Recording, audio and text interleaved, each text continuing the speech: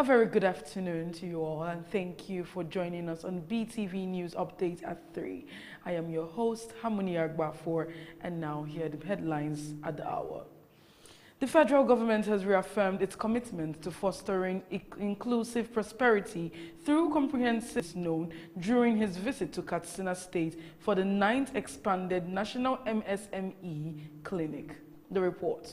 The atmosphere at the Continental Event and Sports Complex in Katsina was filled with excitement and optimism as thousands of entrepreneurs converged for the 9th Expanded National MSMEs Clinic. The Expanded National MSMEs Clinic and Medium Enterprises MSME sector as vital to Nigeria's economic growth and diversification. The platform serves to identify enterprise-related challenges and profile solutions through a multidisciplinary team of experts from various statutory agencies responsible for MSME development. While declaring the clinic open, Vice President Kashim Shettima announced that President Bola Tinubu has approved an unconditional grant of 250,000 naira for each outstanding MSME exhibitor participant. The MSME Clinic is not just another policy engagement, it is a national platform where ideas, opportunity, and partnership converge to drive one goal, the growth of macro, small, and medium enterprises in Nigeria. MSME Clinic today brings over 500 people across various sectors of the ecosystem. We have been working closely with partners like the SMEDAN, Bank of Industry. Director General of Katsina State Enterprises Development Agency, KASEDA, Aisha Aminu, described the clinic as one of the best things that has happened to the state in terms of entrepreneurship development, urging the teeming youths to take advantage of the opportunity. Temitokwe Oluwafemi reporting for BeeTv News.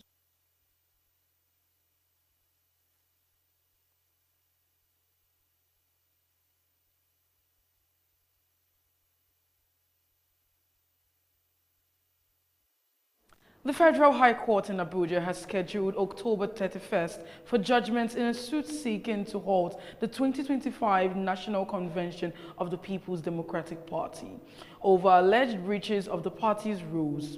Justice James Omotosho fixed the date after hearing arguments from both sides in the case filed by 3 aggrieved members of the party.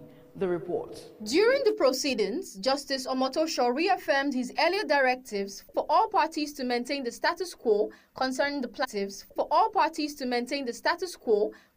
planned convention, warning the order must not be violated. He emphasized that any actions taken by any party while the case is still pending could be rendered null and void. Senior Advocate of Nigeria, SAN, Joseph Dauda, representing the 3 aggrieved members of the People's Democratic Party, PDP, urged the court not to dismiss the plaintiff's claim as mere internal party matters. Instead, he argued the case centers on the enforcement of compliance with the 1999 Constitution, the Electoral Act of 2022, and the PDP's own constitution. Daudu contended that under the Nigerian Constitution, the Independent National Electoral Commission, INEC, must monitor political party congresses for them to be considered valid. He explained that the plaintiffs' alleged non-valid congresses were held in 14 states before the PDP's National Working Committee, NWC, and National Executive Committee, NEC. Post-conflict recovery, this time prioritizing the health and safety of its next generation. An integrated vaccine campaign launched in Maduguri is aimed not only at boosting immunity among children, but also at protecting women and adolescent girls from life-threatening diseases such as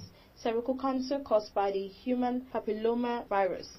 Borno State Commissioner for Health and Human Services, Baba Malam Ghana, described the campaign as a renewed commitment to public health with a focus on reaching even the most hard-to-reach communities. It is imperative upon us that in Borno State we fight and ensure that children are vaccinated against such diseases.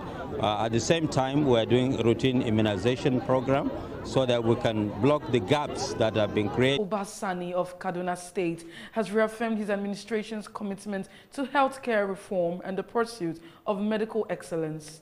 He made this known while receiving the leadership of the Nigerian Medical Association during a courtesy visit.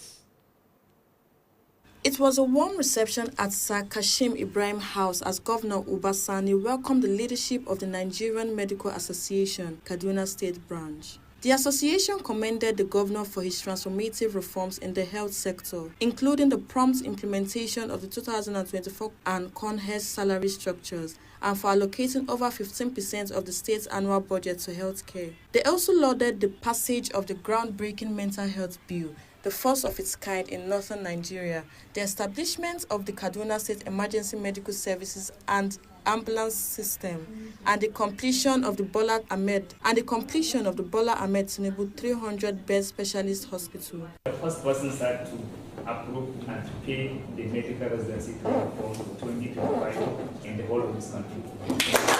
Our citizens, particularly those in the rural areas and the downtrodden, deserve medical health that is accessible to all of them.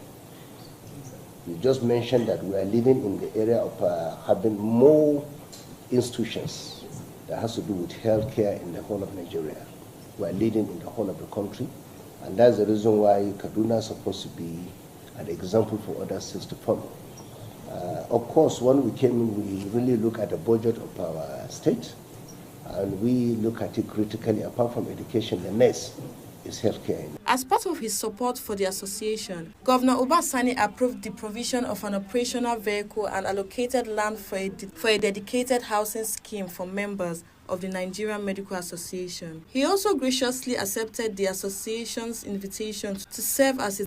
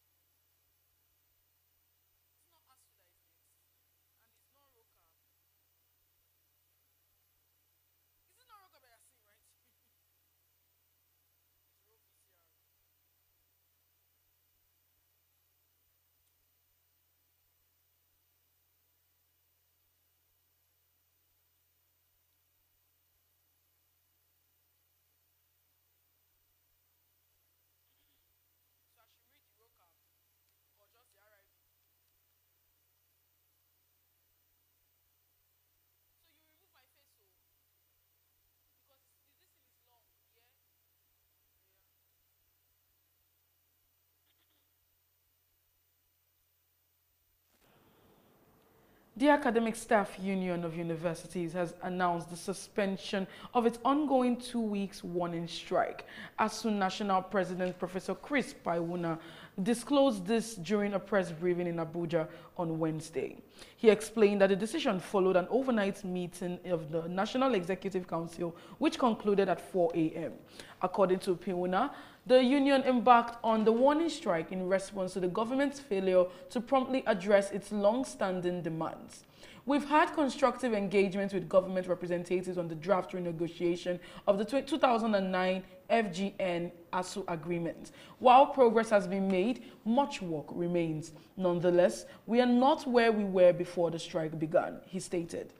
Paiwuna noted that the government's return to the negotiation table, along with interventions from students, parents, and the Nigerian Labour Congress, influenced the union's decision.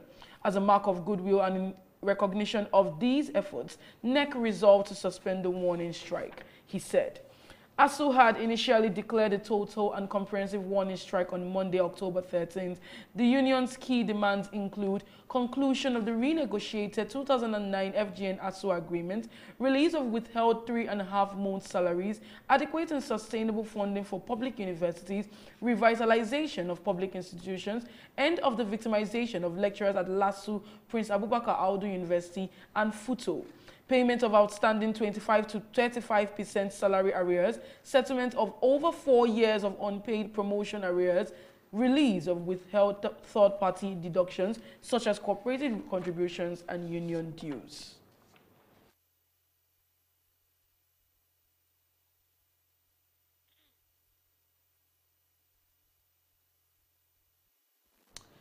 It's been 10 years since the launch of the Drasa Health Trust, an organization inspired by the courage and sacrifice of the late Dr. Ameyo Stella Adadevo, whose heroic actions were pivotal in protecting Nigeria during the 2014 Ebola outbreak.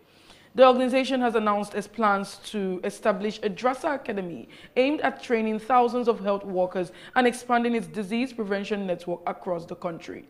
At a special event in Abuja, Chief of Staff to the President, Femi Gbajabiamila, emphasized the importance of prioritizing prevention and preparedness in public health. He noted that put herself or put the public before her own safety. She died to save the rest of us, and so these are the things that we need to think beyond. Stakeholders in the broadcast industry have emphasized the need to build trust as a crucial strategy for combating misinformation. This call came during the 2025 edition of Africast, themed Building a Resilient African Media Ecosystem for the Future, where key industry players gathered to discuss the way forward. The report.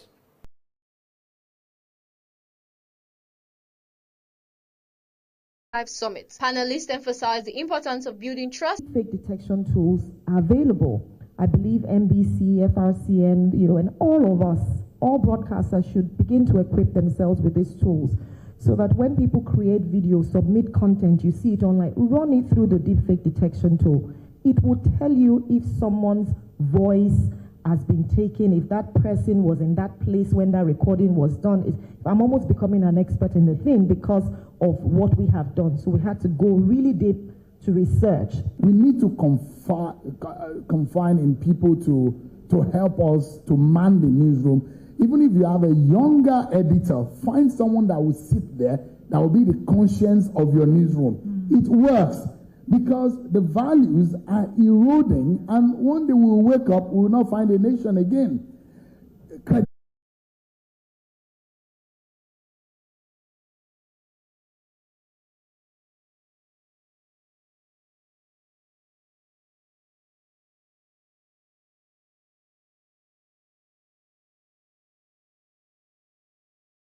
Constraints as the agency's primary challenge. The agency emphasized the deductions ranging from 30% to 50% hinders its ability to modernize aging navigational equipment, to reinvest funds into modern technology, infrastructure of air traffic controllers, and ensuring safe, efficient airspace operations.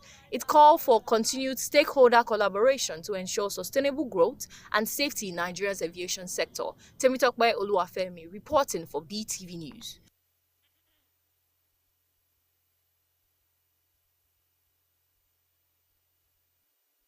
And now looking into the entertainment news, Nollywood actress Nkechi Blessing has extended prayers and words of encouragement to women who are trying to conceive, using her platform to promote faith and hope. Let's join BeeTv News' Evelyn Izibili for more on this and more from the entertainment world. The actress posted photos on her Instagram page wearing a fake baby bump as part of a faith-inspired message associated with Nathaniel's Bassi polls and positive outcomes for women hoping to become mothers. Through the post, she encouraged women not to lose faith and to hold on to the belief that their prayers would be answered. She emphasized the importance of visualizing desired outcomes as a form of faith-based action. Alongside her message, Nkechi Blessing promoted her latest film project, Mio Jebi, available on her streaming platform Nkechi Blessings TV, inviting followers to watch the production while reiterating her prayerful support for all women on the journey to motherhood. In another development, Nigerian Afrobeat artist Ashake, whose real name is Ahmed Ololade, unveiled a clean-shaven look on Monday, surprising fans and sparking widespread social media reactions. The YBNL Nation artist shared a photo on Instagram featuring a bald head and defined goat deviated from his usual hairstyle. The image quickly went viral across multiple platforms, particularly X, formerly Twitter, where fans and influencers reacted with both. Australia's Prime Minister Anthony Albanese has come to the defense of his ambassador to the United States, Kevin Rudd, after former US President Donald Trump made a dismissive remark about the diplomat during